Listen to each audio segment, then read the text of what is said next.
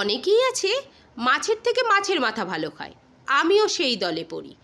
আজকে বাজারে গিয়েছিলাম, গিয়ে মাছের দোকানে দেখি অনেকগুলো মাছের মাথা রয়েছে। তার মধ্যে থেকে কয়েকটা বেছে নিয়ে বাড়ি চলে এসেছি। বাড়ি এনে ধুয়ে নিয়ে সেগুলোকে নুন হলুদ মাখিয়েছি। এবার সেগুলোকে ভাজতে হবে।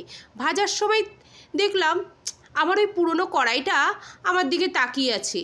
আমি তোমাদের আগের দিন নতুন কড়াই দেখালাম না, আর বললাম না যে পুরনো কড়াইটাকে ত্যাগ দিয়েছি, করুণ মুখে তাকিয়েছিল। আমি ভাবলাম ও এত বছর সাথ দিল আর আমি ওকে এত ইজি ছেড়ে দিলাম, না এটা কিন্তু আমি অন্যায় করেছি। তাই জন্য আজকে মাছের মাথাটা ওই কড়াইতেই ভেজে নিলাম। ভেজে নেওয়ার পর দেখলাম একে কিছু করে খেতে হবে, কি করে খাই। এবার আলু দিয়ে কষা করব। আলুগুলোকে ডুমো ডুমো করে কেটে সিদ্ধ করে জলটা ফেলে দিলাম। তারপর অন্য একটা কড়াইতে তেল দিয়ে তার মধ্যে গোটা জিরে, গোটা গরম মশলা, শুকনো লঙ্কা, তেজপাতা নাড়িয়ে চাড়িয়ে নিয়ে তার মধ্যে কুচো করে রাখা পেঁয়াজগুলো দিয়ে দিলাম। একটু লালচে করে ভাজা হতে না হতেই ওই যে সিদ্ধ করে রাখা আলুগুলো ওগুলোও দিয়ে দিয়েছি। আলুটা একটু নাড়াচাড়া করতে করতে তার মধ্যে দিলাম হচ্ছে হলুদ আর নুন। হলুদ আর নুন দিয়ে ভালো করে নাড়িয়ে নিয়েছি। একটু ভালো করে না নাড়ালে আলুগুলো সুন্দর দেখতে লাগে না, ওদেরও তো একটু সৌন্দর্যতা বাড়াতে হবে। যাই হোক, নাড়িয়ে চাড়িয়ে সৌন্দর্যতা বাড়িয়ে দিয়েছি। এবার দিয়েছি টমেটো। এবার টেস্টের ব্যাপার আছে।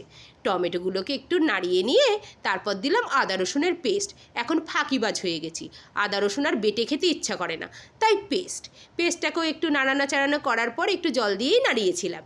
নাড়িয়ে চাড়িয়ে নিয়ে তার মধ্যে দিলাম জিরে গুঁড়ো আর কাশ্মীরি রেড মির্চ। একটু কালারটা সুন্দর করতে হবে, কমপ্লেক্সান বলে কথা। তো যাই হোক, দেখো একটু নাড়িয়ে চাড়িয়ে নিয়ে যেই নাড়ানো চাড়ানো হয়ে একটু তেলো তেলো ভাব এসেছে, অমনি কী করেছি ওর মধ্যে গোটা লঙ্কা দিয়ে দিয়েছি।